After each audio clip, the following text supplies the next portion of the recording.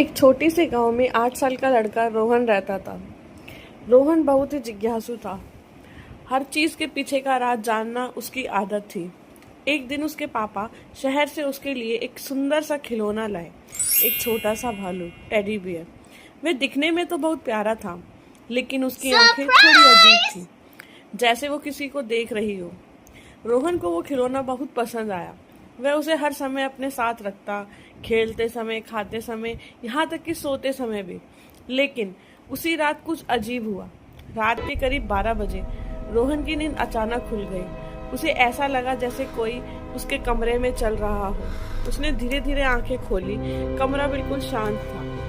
तभी उसने देखा उसका टेडी बियर बिस्तर पर नहीं था। रोहन डर गया, शायद गिर गया होगा, उसने खुद को समझाया।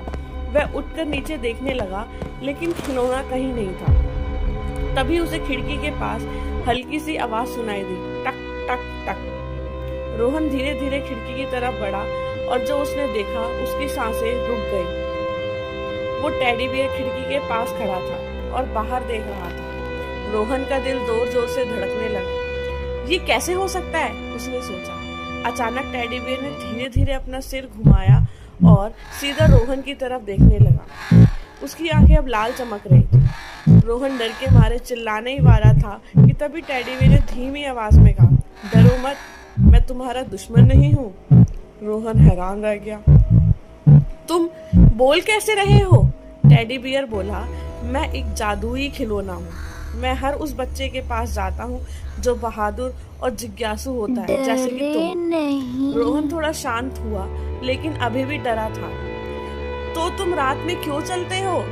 टेडी बियर ने खिड़की की ओर इशारा किया और बोला, क्योंकि बाहर कुछ ऐसा है जो तुम्हें नहीं दिखता। रोहन ने डरते हुए बाहर देखा और वहां अंधेरे में उसे कुछ परछाइयां हिलती हुई दिखी। ये क्या है, उसने पूछा।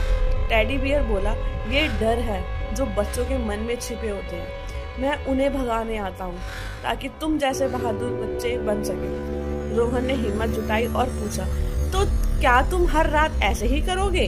टेडी बियर मुस्कुराया, जब तक तुम्हें मेरी जरूरत है। अगली सुबह रोहन उठा तो टेडी बियर फिर से उसके बगल में शांत पड़ा था, जैसे कुछ हुआ ही नहीं। रोहन ने सोच में पड़ गया, क्या ये सब सपना था?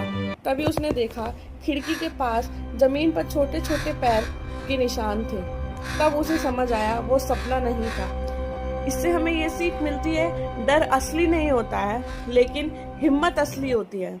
जब हम डर का सामना करते हैं, तभी हम सच्चे बहादुर बनते हैं।